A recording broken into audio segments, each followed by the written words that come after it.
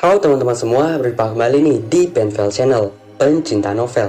Kali ini kita akan melanjutkan cerita novel yang berjudul Perempuan di Klinik Bersalin, yang menceritakan seorang perempuan yang terjebak di sebuah klinik bersalin berhantu.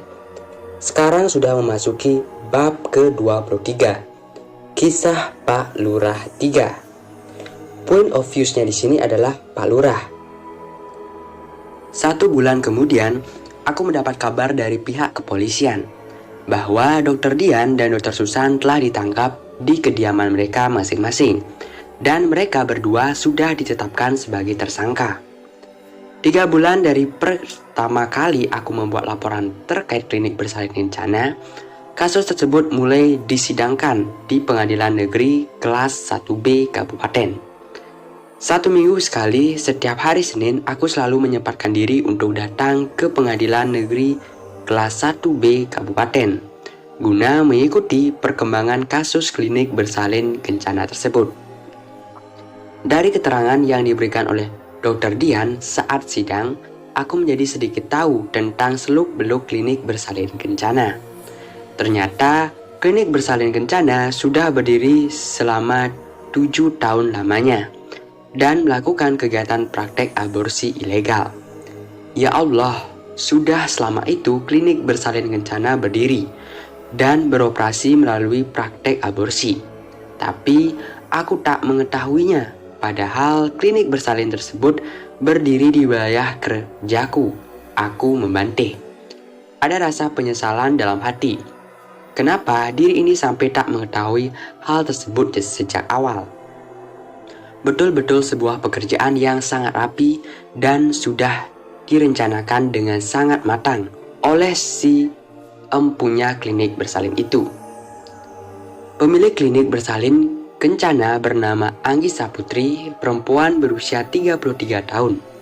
Istri muda seorang pengusaha kaya raya yang berdomisili di Jakarta, yang juga berprofesi sebagai seorang dokter. Dokter Anggi mengajak Dr. Dian dan Dr. Susan untuk bekerja sama dengan dirinya melalui bisnis aborsi dengan imbalan uang masing-masing 100 juta rupiah setiap bulan sebagai gaji tetap di luar uang insentif yang lain. Mereka bertiga adalah satu angkatan saat kuliah kedokteran di kampus yang sama. Betul-betul aku tak habis pikir. Dr. Anggi sudah kaya dan berkelimpahan harta, tapi masih saja mencari uang dengan cara yang haram. Sungguh miris sekali. Imbalan uang sebesar 100 juta rupiah per bulan, siapa orang yang tidak akan tergiur? Tapi jika harus diperoleh dengan cara yang haram, tentu hanya orang-orang yang kuat iman saja yang tak akan bersedia melakukannya. Apalagi harus melakukan tindakan aborsi. Tentu hanya orang yang tak mempunyai hati nurani yang bisa melakukannya. Membunuh janin yang tak berdosa dan menikmati uang haram hasilnya. Untuk membantu pekerjaannya, Bu Anggi lalu merekrut beberapa orang karyawan yang terdiri dari 2 orang bidan, 3 orang perawat, seorang juru masak, seorang cleaning service, dan seorang supir. Mereka semua kecuali supir dilatih agar bisa melakukan tindakan aborsi secara mandiri. Jahat sekali. Pantas saja banyak pasien yang meninggal karena mengalami pendarahan setelah melakukan aborsi di klinik bersalin kencana. Karena pasien ditangani oleh sembarang orang, bukan oleh orang yang memang ahli di bidangnya. Tindakan aborsi yang seharusnya hanya boleh dilakukan oleh seorang dokter, tentu saja dengan indikasi tertentu. Di klinik bersalin kencana ini bisa dilakukan oleh seorang karyawan selain supir. Mereka tidak memikirkan keselamatan nyawa pasien, yang mereka pikirkan hanya keuntungan materi semata.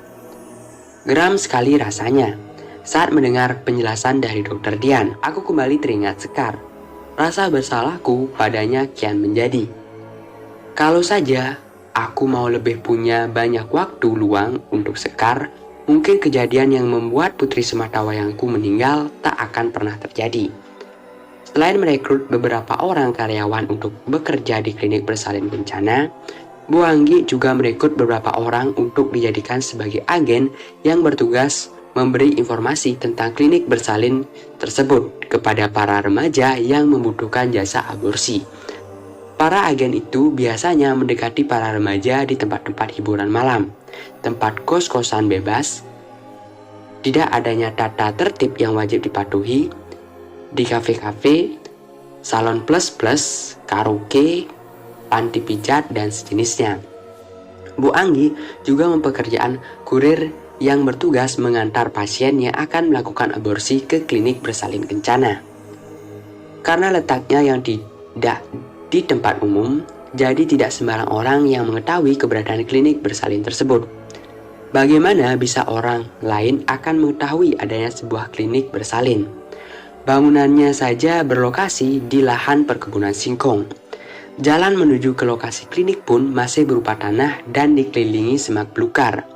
Pasti tak akan ada orang yang mengira kalau ada sebuah klinik bersalin di tempat seperti itu. Agen dan kurir pun mendapat imbalan yang lumayan besar, sehingga mereka mau melakukan pekerjaan haram itu. Sedangkan untuk jasa aborsi di klinik bersalin kencana juga bervariasi, tergantung dari umur janin. Semakin besar janin, akan semakin mahal biaya yang harus dikeluarkan. Untuk janin di bawah 3 bulan, tarif yang diminta oleh Bu Anggi sebesar 5 juta rupiah dan bertambah 1 juta setiap 1 bulan pertambahan umur janin. Untuk pasien yang datang berulang, sudah 2 kali atau lebih, tarif bertambah 2 kali lipat dengan alasan resikonya akan lebih besar. Astagfirullahaladzim. Aku mengucapkan istighfar berulang kali mendengar penuturan Dr. Dian. Selama beroperasi, klinik bersalin kencana sudah melakukan tindakan aborsi terhadap ratusan orang pasien. Mereka rata-rata berusia antara 17 tahun sampai 20 tahun. Dan kebanyakan dari mereka adalah hamil anak pertama, yang tentu saja hamil di luar nikah. Sebagai dokter penanggung jawab klinik, Dr. Dian menerima semua laporan kegiatan di klinik bersalin kencana yang dilaporkan setiap hari oleh petugas yang piket. Jadi, meskipun dia tidak sedang berada di klinik bersalin kencana, dia tetap bisa mengetahui semua yang terjadi di klinik tersebut. Jika ada kasus aborsi yang agak sulit, Dr. Dian baru akan datang ke klinik bersalin kencana untuk membantu pekerjaan itu, bergantian dengan Dr. Susan. Tapi jika semua baik-baik saja, proses aborsi cukup dilakukan oleh karyawan klinik yang lain.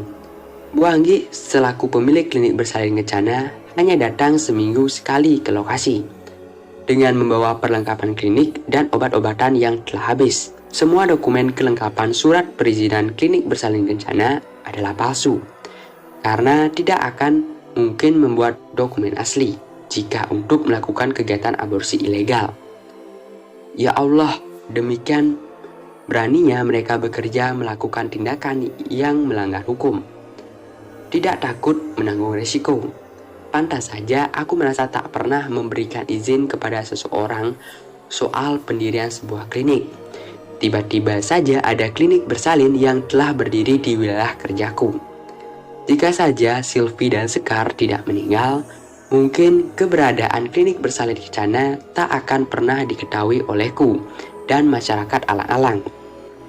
Barangkali klinik bersalin itu masih terus saja beroperasi dan akan semakin banyak remaja yang hamil di luar nikah karena mereka merasa telah difasilitasi, tak perlu lagi merasa khawatir melakukan zina.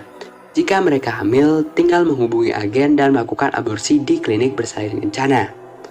Dan 8 mayat yang ditemukan telah terbakar di ruangan bagian belakang klinik adalah mayat Bu Anggi, 2 orang bidan Eka dan bidan Ara, 3 orang perawat, Suster Evi, Suster Ina, dan Suster Tia, seorang cleaning service, Bu Lela, dan seorang juru masak, Bi Radmi. Hari itu mereka kebetulan sedang berkumpul di klinik bersalin kencana karena bertepatan dengan akan mengambil gaji bulanan.